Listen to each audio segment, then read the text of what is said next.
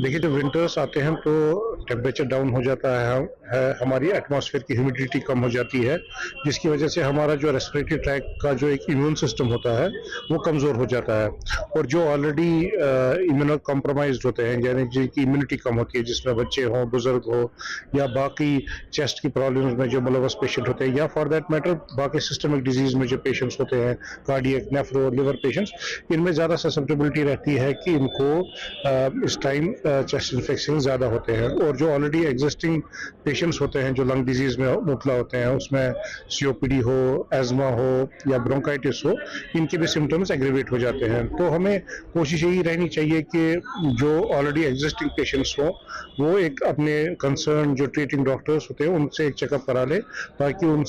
Winter के time उनका treatment optimise हो जाए और वो सेफ रहे। इसके अलावा अननेसेसरली बाहर जाना ठंड में, और या इवन जो इंडोर्स रहते हैं वहाँ पे रूम्स में प्रॉपर वेंटिलेशन ना होना, ये भी बहुत इंपॉर्टेंट फैक्टर्स होते हैं जिसकी वजह से हमारे सिम्टम्स जो है वो एग्रीवेट होते हैं। तो मैं एडवाइस यही दूंगा कि अननेसेसरली जो बच्चे हों या बुजुर्ग हों वो अननेसेसरली सर्दी में बाहर ना निकले। इसके अलावा जो अंदर जो रूम में वो टेम्परेचर नो डाउट मेंटेन करें, लेकिन प्रॉपर वेंटिलेशन हो, ताकि जो हमारे जरासीम हो या बाकी एलर्जेंस वगैरह हो, या चूल्हे जलते हैं उनका धुआं वगैरह होता है तो वो अंदर जमा हो जाता है, जिसकी वजह से भी लंग्स पे इफेक्ट पड़ता है। तो प्रॉपर वेंटिलेशन होनी चाहिए हर रूम से, no doubt room temperature maintain करना है। इसके अलावा जो वैक्सीनेशंस वगैरह आते हैं, जो क्योंकि हम विंटर्स में ज़्यादा देखते हैं कि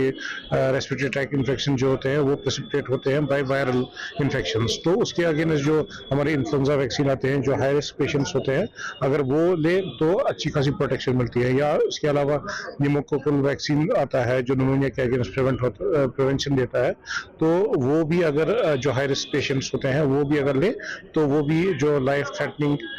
निमोकोकल इन्फेक्शंस होते हैं उससे प्रिवेंशन ले सकते। लेकिन जो इन्फ्लुएंजा वैक्सीन है हमारे पास जो हम यूज करते हैं वो अब द एज ऑफ 6 मंथ्स हर कोई यूज कर सकता है,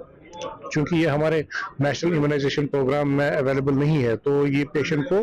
बाजार से खुद से खरीदना पड़ता है। इसलिए जो हाई रिस्क पेशेंट होता है तो उसको ये बेहतर है कि वो लगा ले। जिस हाई रिस्क में हमारे health care workers, pregnant ladies या जो बाकी सिस्टमिक डिजीज में मुबतला होते हैं, वो कार्डियक हो, रेस्पिरेटरी हो, लिवर हो या इम्यूनो कॉम्प्रोमाइज पेशेंट्स हो, या इसके अलावा छोटे बच्चे या बुजुर्ग जिनका इम्यून सिस्टम पूरा